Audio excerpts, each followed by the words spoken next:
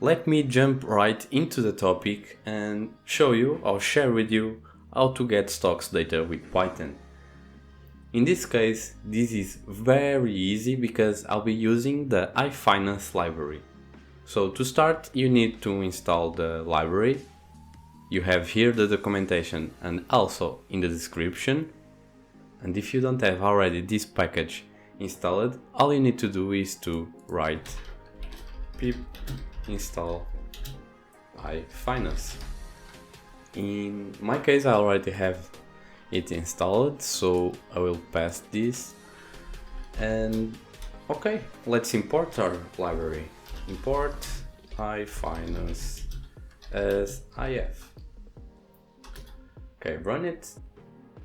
So to start, all you need to do is to define the company that you want to retrieve information from.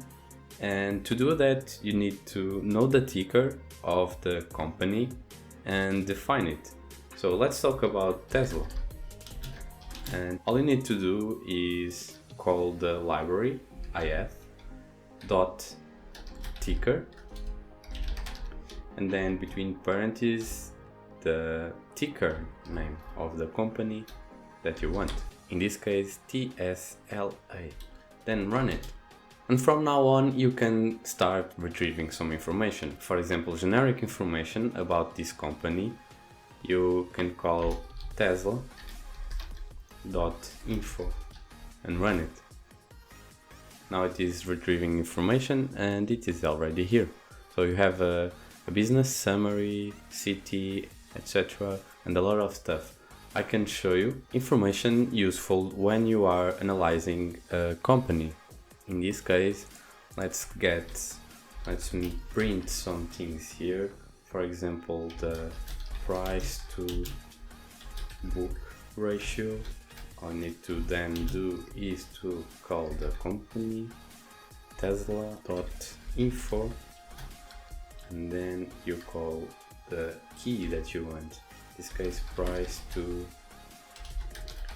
book. And we can do the same to anything now that is contained in this information. Let's retrieve some more useful ratios. For example, the bag ratio, and here we can write bag ratio. Then the book value, here is also book value. And the last one, for example, short ratio, and here the same, short ratio. So all this data that I will be printing here is here inside the company information. So press enter. Yes, and here is some useful things or when you are analyzing a company. And now comes the part that you really want to know, which is get a dataset with all the information about prices. In this case, we need to define our name for the dataset. For example, Tesla df equals to Tesla. Let's call our variable dot history. And then between parentheses you can write down the period, like that, 1 year. You have these parameters described in the documentation of this library, so feel free to explore and check if you can retrieve more information that you need. And after defining our data frame, we can now call it Tesla df dot, let's say the last 10 days. Oops. And here is not our data frame.